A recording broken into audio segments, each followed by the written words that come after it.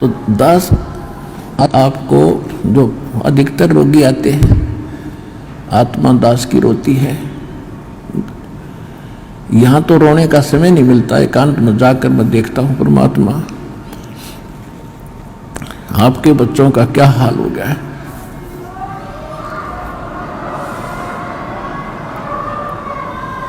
एक एक टूक को तरस रहे हैं, एक एक रोटी के लिए सारा दिन भटकते फिरते, और ऊपर से एक कहर अलग से टूटे हैं इनके ऊपर। किसी को संतान नहीं, वो उसी दुख में सड़ रहा है, जल रहा है। किसी का कैंसर है, किसी को और दोष है, और एक पल का इनको पता नहीं कब क्या हो जाएगा। तो इस कारण से परमात्मा से अर्जी लगाता है दास कि दाता हम तो इसे निकम्मे हैं, और आपको ही मालूम हम कितने कैसे अच्छे होते तो चले जाते अभी से। अच्छे भी आप बनाओगे, दृढ़ता भी आप ही लाओगे, तभी हम आगे बढ़ पाएंगे। फिर भी इतनी उसके बाद भी कोई मर्यादा ठीक नहीं रखता है और अपनी मनमानी करता है, फिर हमारी अर्ज भी फेल और भगवान भी मदद आपकी नहीं करेगी। तो सबसे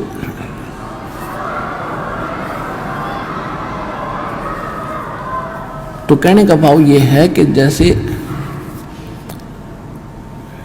एक भक्त के मतलब अच्छी कितनी इस ज्ञान से कितना फर्क पड़ा। एक भक्त का लड़का कति अपाहिज था और परमात्मा का नाम लिया उसने, वो आता रहा, कुछ राहत मिली उसको। राहत मिली तो वो तब तक 1 2 4 10 12 साल भर वो आया, उसको ज्ञान समझ में आ गया और उस बच्चे को सतनाम तक प्राप्त हो गया, और फिर उसकी मृत्यु होगी। अब उस पिता को कति दुख नहीं था। उसने ये शब्द कहा कि जी आपका बच्चा शरीर छोड़ गया, सतलोक चला गया, वहां भी कोई बात ना, या तो आत्मा परमात्मा की है और उसने देखना है कि उस अपनी आत्मा को वो कैसे छुड़वाओगा परमात्मा इस काल के जाल से। तो उन्हें बोला जी कति दुख नहीं बने, घनी खुशी हुई एक मेरा बेटा सतनाम लेकर मर गया। और आप तो कहते हो कि प्रथम नाम से मनुष्य जीवन मिलेगा, और उसके तब भक्ति का बीज दृढ़ हो गया। तो देखो कितना हल्का हो गया। पहले वो कहर हो रहा था वो बच्चा, उसके लिए एक ज्ञान से हल्कापन और फिर समाधान हो गया। और वो ये गारंटीड बात है, 10 महीने में यही सतलोक आश्रम में दिखा दूंगा उस बालक को, दूर नहीं जाएगा। तो हमारा यहाँ जो मूल सौदा है, जो मूल हम सौदा करते हैं, वो तो इस आत्मा का कल्याण का है, और बाकी जो आपको सुख देंगे हम यहाँ परमात्मा देगा। दास तो देखो परमात्मा ने हमारे इस दास को खूब सतर्क कर रखा है कि अपने ऊपर कभी ना लेना। खुद भगवान ने नहीं ली, परमात्मा की एक वाणी है, सुख देता है दिए जात है, ये दाता दिन रैन, और लोग भरम मोह पे करें ताते नीचे नैन। देने वाला परमात्मा कबीर जी है, और दास को केवल एक बीच में आपका मीडिया बनाए बैठा है। और आपको आप कहते हैं गुरु रामपाल ने ये सो कर दिया, तो उसमें दास के नैन नीचे हो जाते हैं। परमात्मा कहते हैं कि देने वाला दे रहा है और लोग भरम मुझ पे कर रहे हैं ताते नीचे नैन। कहने का भाव ये है, देखो करेगा तो इस दास के माध्यम से। इस दास को ये समझ लो एक सिरिंज है इंजेक्शन लाने वाली, और यह ओके सिरिंजर बढ़िया नीडल है, इसमें दवाई है भगवान, और लगेगी रामपाल के आशीर्वाद के माध्यम से यह दवाई भगवान वाली जाएगी ऐसे।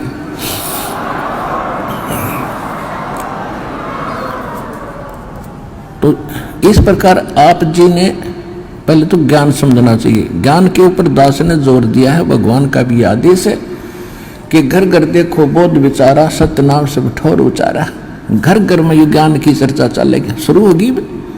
जिस घर में आप जाओगे जाते भगवान के अतिरिक्त कोई चर्चा नहीं सारे दिन, ना तो इनमें कोई ताश बत खेला करता, कोई इधर उधर के गप्पे मारा करता, फलाने ने ऐसे कर दिया, धकड़े ने ऐसे कर दिया, ये गप्पे मारा करते घर बैठ के। आज हमें फर्स्ट टाइम है कोई, या तो सुबह का नित्यनेम, दोपहर की रामायणी, शाम की आरती, बीच में मंत्र, हमें इतना बड़ा सिलेबस दे दिया, हमने बकवाद करने का समय को नहीं।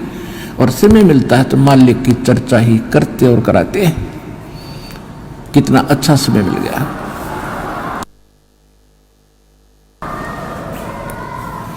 तो कहने का भाव ये है कि पहले इस ज्ञान को समझो और ज्ञान समझ के फिर भक्ति शुरू करो। चाहे कितना भयंकर रोग है, भगवान परमात्मा ने प्रसन्न कर लो। वो कैसे प्रसन्न होगा? जिस दिन वो प्रसन्न हो गया वो तो सोने कैसी काया बना दे जीव की। एक सेकंड में एक बार 350-360 के लगभग कोड़ी थे, कोड़ी, और कबीर परमेश्वर के पास काशी में उनकी सुनकर महिमा इकट्ठे चले गए। 5-7 गए पहले थे। बोला जी हम ऐसे दुखी है और ऐसे है।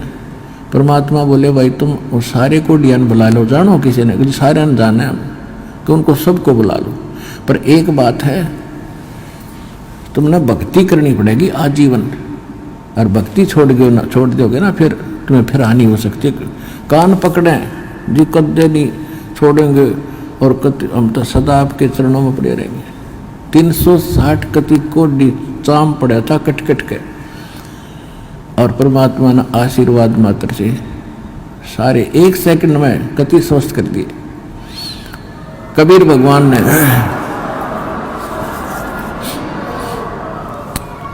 अब वो हो गए स्वस्थ कति। अब जाते उन्हें तक 10-5 दिन तो महीने 2 महीने तो ठीक सी भक्ति करी, फिर हुए बकवाद भागी। कोई कितना किसी कपड़े पहरे अंडर, कोई ब्याह करवा लिया, और कितो कोई फंड कर रहा है, वो भक्ति छोड़ गए। अब परमात्मा ने दास को एक इंस्ट्रक्शन दे रखी है कि परमात्मा करता ऐसे भी सकता है, लेकिन वो करके देख लिया ये बकवादी को ना कब आते। अब उनको सुख भी दे दिया, फिर काल के पाले में जा खड़े हुए। क्या फायदा हुआ? वेस्ट, मालिक की शक्ति खराब गई।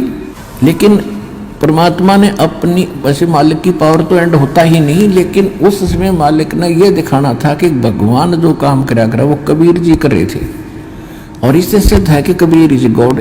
उस प्रमाण के लिए ये भी हमारे लिए सिद्ध होता है कि परमात्मा कबीर जी है।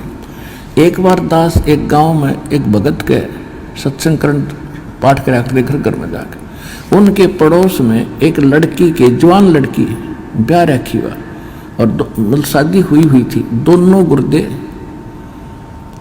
गुर्दे फेल हो गए और उनने छोड़ दी।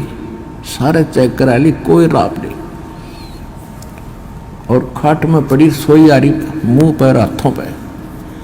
तो हमारे उस भगत ने उनसे कहा कि आप दीक्षा ले लो, अरे लड़की इनके आशीर्वाद नाम लेने से राहत मिलेगी तुमने। तो लड़की ने और उसकी माँ ने नाम ले लिया। फिर उनको उस भगत ने सलाह दी कि तुम एक पाठ करा लो घर पे, गुरुजी आते हैं पाठ कर देंगे। हम उनके घर पाठ करने गए तो वह लड़की एक चारपाई पर पड़ी और उठन की हिम्मत नहीं, इन्हों कहती है उठती है नहीं। 6 महीने से खाट पकड़ रखी है। उसको उठा कर भगत और परिवार वाले वहां जहाँ दास बैठा था वहां ले प्रणाम कराया।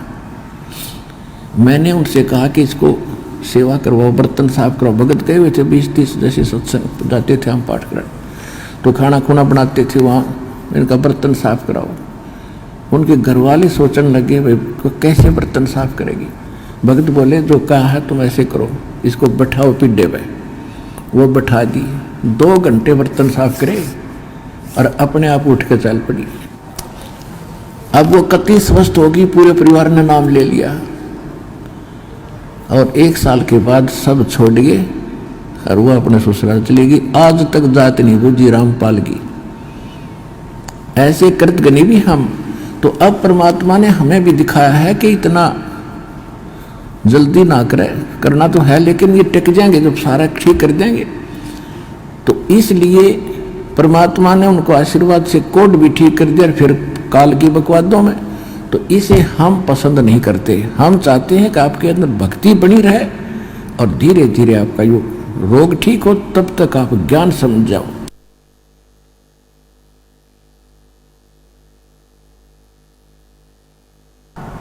और जिसके मन में दोष है वो चला जाएगा, फिर कितने पृथ्वी ठिकाना नहीं, वापस में फिर भटक कर फिर आखिर में यही आना पड़ेगा।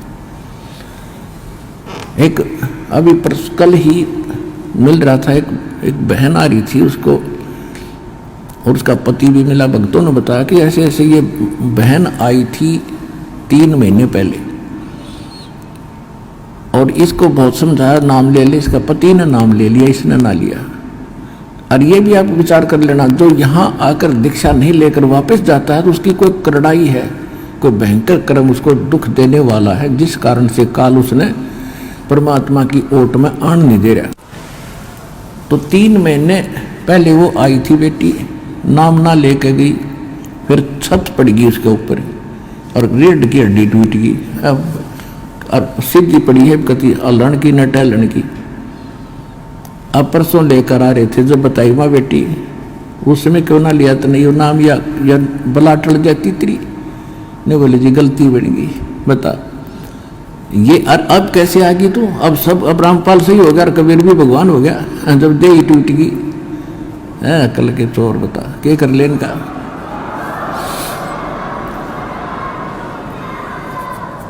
दुख में सुमरण सब करे, सुख में करे ना कोई। जय सुख में सुमरण करे तो दुख काहे को होवे। संत शरण में आने से आई टले बला, जय मस्तक में सूली हो वो कट्टे में टल जा। इस समर्थ परमात्मा की शरण में आने से यदि मौत भी हो यानी सूली टूटना हो तो कट्टा लगकर ही बच जाता है।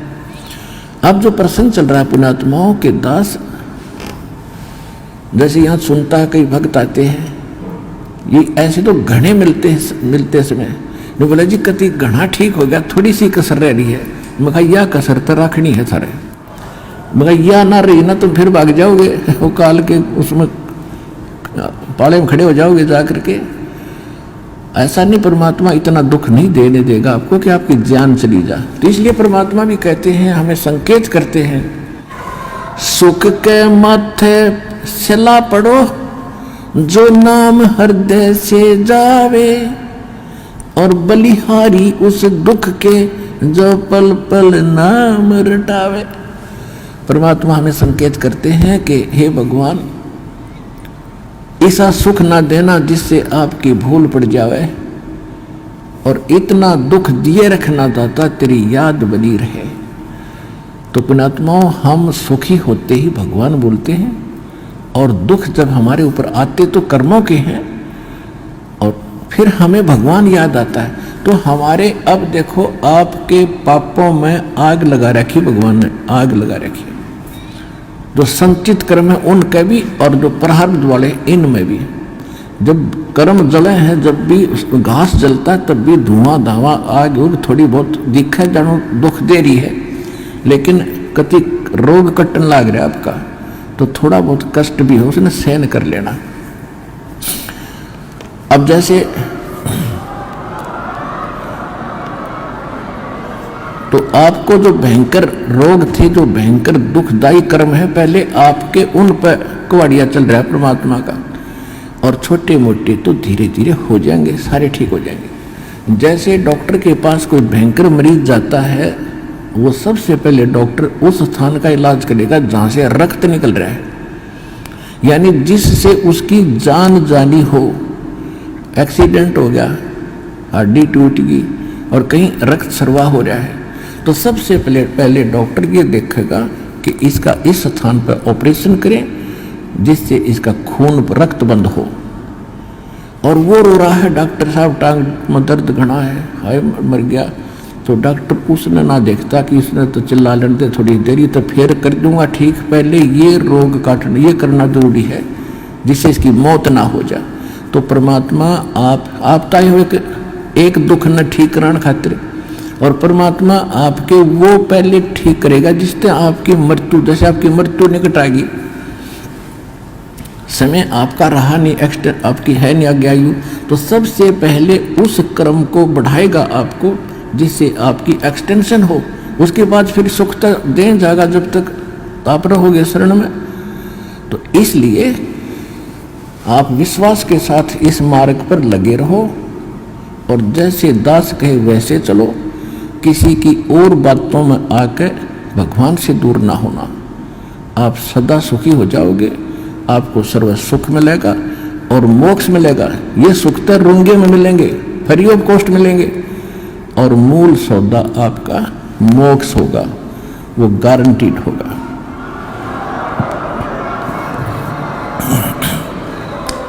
अगर आप ये वीडियो YouTube पर देख रहे हैं तो हमारे चैनल को सब्सक्राइब करें और बेल आइकन को दबाना ना भूलें। अगर आप Facebook पर ये वीडियो देख रहे हैं तो हमारे पेज को लाइक करें।